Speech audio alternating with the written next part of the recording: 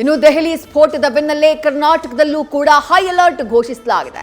ಬೆಂಗಳೂರು ಏರ್ಪೋರ್ಟ್ನಲ್ಲೂ ಪ್ರತಿ ಪ್ರಯಾಣಿಕರನ್ನ ಕಟ್ಟುನಿಟ್ಟಿನ ತಪಾಸಣೆಗೆ ಒಳಪಡಿಸಲಾಗ್ತಾ ಇದೆ. ಎಲ್ಲಾ ಜಿಲ್ಲಾ ಕೇಂದ್ರಗಳಲ್ಲೂ ಭದ್ರತೆಯ ಹೆಚ್ಚಳಕ್ಕೆ ಸಿಎಂ ಸಿದ್ದರಾಮಯ್ಯ ಸೂಚನೆಯನ್ನ ಕೊಟ್ಟಿದ್ದಾರೆ.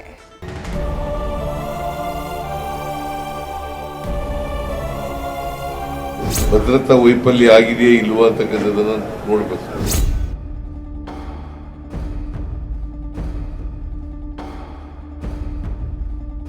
ಶಾಂತವಾಗಿದ್ದ ರಾಷ್ಟ್ರ ರಾಜಧಾನಿ ದೆಹಲಿಯಲ್ಲಿ ಬರೋಬ್ಬರಿ 14 ವರ್ಷಗಳ ಬಳಿಕ ರಕ್ತಪಾತ ನಡೆದು ಹೋಗಿದೆ. ನಿನ್ನೆ ಕೆಂಪುಕೋಟೆ ಬಳಿ ಸ್ಫೋಟ ಪ್ರಕರಣ ದೇಶದ ಭದ್ರತೆಗೆ ಬೆದರಿಕೆಯೊಡ್ಡಿದೆ. 9 ಮಂದಿ ಮೃತಪಟ್ಟು 20ಕ್ಕೂ ಹೆಚ್ಚು ಮಂದಿ ಗಾಯಗೊಂಡಿದ್ದಾರೆ. ಪ್ರಕರಣಕ್ಕೆ ಇಡೀ ದೇಶವೇ ಬೆಚ್ಚಿ ಬಿದ್ದಿದ್ದು ಎಲ್ಲೆಡೆ ಹೈ ಅಲರ್ಟ್ ಘೋಷಿಸಲಾಗಿದೆ.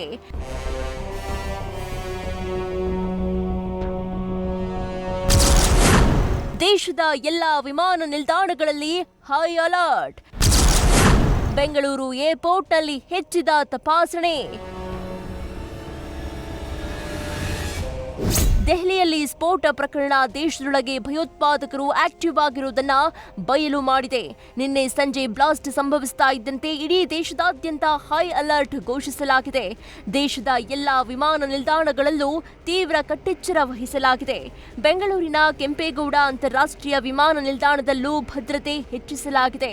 ಪ್ರಯಾಣಿಕರ ಮೇಲೆ ತೀವ್ರ ನಿಗಾ ಇರಿಸಲಾಗಿದ್ದು ತಪಾಸಣೆ ಹೆಚ್ಚಿಸಲಾಗ್ತಾ ಇದೆ.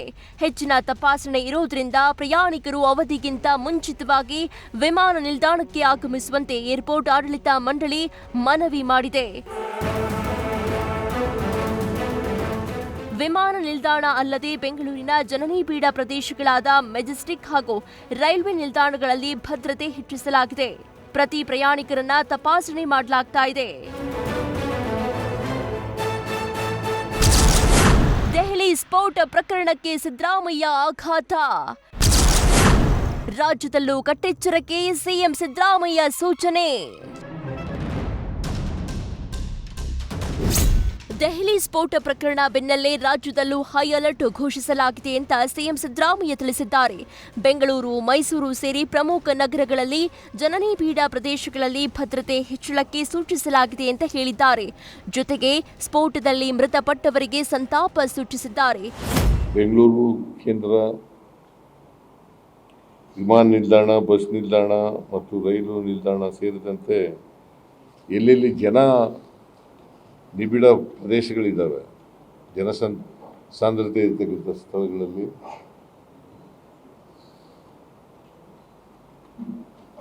ಭದ್ರತೆಯನ್ನು ಬಿಗಿಗೊಳಿಸಬೇಕು ಅಂತಕ್ಕಂಥ ಸೂಚನೆಯನ್ನು ಈಗಾಗಲೇ ಕೊಟ್ಟಿದ್ದೇನೆ.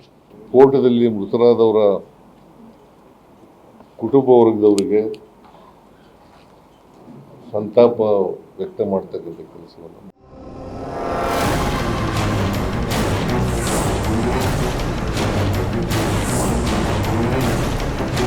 ಇತ್ತ ಭಯೋತ್ಪಾದಕರಿಗೂ ಪರಪ್ಪನ ಅಗ್ರಹಾರ ಜೈಲಿನಲ್ಲಿ ಮೊಬೈಲ್ ಬಳಸಿರುವ ಉಗ್ರನಿಗೂ ನಂಟು ಇರಬೇಕು. ಈ ಬಗ್ಗೆ ತನಿಖೆ ನಡೆಸಬೇಕು ಅಂತ ವಿಪಕ್ಷ ನಾಯಕ ಅಶೋಕ್ ಆಗ್ರಹಿಸಿದ್ದಾರೆ. ಪರಪ್ಪನ ಅಗ್ರಹಾರದಲ್ಲಿ ಇದ್ದಂತ ಒಬ್ಬ ಭಯೋತ್ಪಾದಕ ಅವನು ಏನಾದರೂ ಈ ಡೆಲ್ಲಿ ಬ್ಲಾಸ್ಟ್ಗೆ ಸಂಬಂಧ ಇದೆಯಾ ಅನ್ನೋದು ಕೂಡ ಬಹಳ ಚರ್ಚೆ ಮಾಡಬೇಕು. ಯಾಕಂದ್ರೆ ಅವನು ಮೊಬೈಲ್ ಯೂಸ್ ಮಾಡಿ ಬೇರೆ ಯಾರ್ಯಾರು ಮಾತಾಡಿದ್ದಾನೆ, ಏನೇನು ಮಾತಾಡಿದ್ದಾನೆ ಅನ್ನೋದು ಕೂಡ ತನಿಖೆಯಿಂದ ಹೊರಬರಬೇಕಾಗ್ತೈತೆ. ಆ ದೃಷ್ಟಿಯಿಂದ ಪರಪ್ಪನಗರದಲ್ಲಿ ಏನು ಬಂದಿಯಾಗಿದ್ದಾನೆ ಮತ್ತೆ ಈಗಾಗಲೇ ಅವನು ಮೊಬೈಲ್ ಫೋನಲ್ಲಿ ಮಾತಾಡ್ತಾ ಇರುವಂತದ್ದು, ಬೇರೆ ಬೇರೆ ಇನ್ಸ್ಟ್ರೂಮೆಂಟ್ ಅನ್ನ ಉಪಯೋಗ ಮಾಡಿ ಟೆರರಿಸ್ಟ್ಗಳ ಜೊತೆ ಮಾತಾಡಿರುವಂತದ್ದು ಎಲ್ಲ ದಾಖಲೆಗಳು ಈಗ ಪೊಲೀಸರ ಬಳಿ ಇದೆ ಅಂತ ನನಗೆ ಮಾಹಿತಿ. ಭಯೋತ್ಪಾದಕರಿಗೆ ಒಂದು ರೀತಿ ಸ್ವರ್ಗ ಆಗೋಟಿದೆ ಪರಪ್ಪನ ಅಗ್ರಹಾರ. ಸೊ ಅಲ್ಲಿ ಅವರಿಗೆ ಎಲ್ಲಾ ರೀತಿಯ ಇನ್ಸ್ಟ್ರೂಮೆಂಟ್ ಅಂದ್ರೆ ಬೇರೆ ಬೇರೆ ದೇಶದ ಜೊತೆ ಮಾತಾಡುವಂತ ವೆಪನ್ಸ್ಗಳೇನಿದೆ, ಇನ್ಸ್ಟ್ರೂಮೆಂಟ್ಸ್ ಏನಿದೆ ಅದೆಲ್ಲ ಪರಪ್ಪನಗರದಲ್ಲಿ ಕೊಟ್ಟಿದ್ದಾರೆ. ಅದಕ್ಕೆ ರೇಟ್ ಏನಿದೆ ಅಂತೇಳಿ ಎಲ್ಲ ಮಾಧ್ಯಮದಲ್ಲೆಲ್ಲ ಬಂದ್ಬಿಟ್ಟಿದೆ. ಆ ದೃಷ್ಟಿಯಿಂದ ಇದು ಬಹಳ ಇಂಪಾರ್ಟೆಂಟು. ಅತ್ತ ವಿಧಾನ ಪರಿಷತ್ ಸದಸ್ಯ ಸಿಟಿ ರವಿ ಕೂಡ ರಾಜ್ಯದ ಜೈಲಲ್ಲಿ ಭಯೋತ್ಪಾದಕರ ಕೈಗೆ ಮೊಬೈಲ್ ಸಿಗುತ್ತೆ, ಜೈಲಲ್ಲೇ ಕುಳಿತು ಭಯೋತ್ಪಾದಕ ಕೃತ್ಯಕ್ಕೆ ಸಂಚು ರೂಪಿಸುವ ಸಾಧ್ಯತೆ ಇದೆ ಅಂತ ಆಘಾತ ಹೊರಹಾಕಿದ್ದಾರೆ. ಮತ್ತು ಇನ್ನೊಬ್ಬ ಜೈಲಿನಲ್ಲಿ ನೀವು ಮೊಬೈಲ್ ಕೊಟ್ಟಿದ್ದೀರಲ್ಲ, ಅವನು ಯಾರೋ ಅವನು ಭಯೋತ್ಪಾದಕ, ಅವನು ಏನೋ ಅವನ ಹೆಸರು, ಭಯೋತ್ಪಾದಕನ ಹೆಸರು? ಜೈಲಿನಲ್ಲಿದ್ದಾನಲ್ಲ ಇಲ್ಲಿ ಪರಪ್ಪನಾಗ್ರಹಾರದಲ್ಲಿ. ಎಂಥದೋ ಅವನ ಹೆಸರು ಗೊತ್ತಿಲ್ಲ. ಅವನು ಯಾವ ಶಾಂತಿದೂತ ಅಂತ ಅವನ ಕೈಗೆ ಮೊಬೈಲ್ ಕೊಟ್ಟಿದ್ದೀರಾ?